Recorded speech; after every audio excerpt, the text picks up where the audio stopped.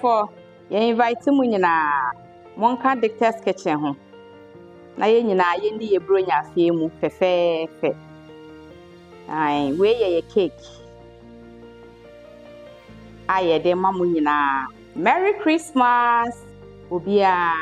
you are invited yekoso adamu nyina ase samuguswa e follow Dictator's Kitchen na mo share na mo comment enyankopon onhira mu nyina ebusia for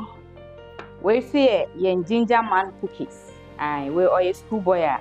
oye de pa we see ye ginger man how ni nyina ye de mamo happy festive season enyankopon onhira mu nyina ginger man cookies e de ho nyina recipe ebebre mo fefefe ebusia for ye mamu nyina happy festive season Dictator's Kitchen ene de bre mu nie eye yen cookies yen ginger man cookies ena ye cake ye pamocho munko so ama orders no emra ebusia for cake we de pa eye chocolate marble cake ena ye filling ye caramel ena ye de whipped cream so egu so it wa hwe combination na ekoyi kame ho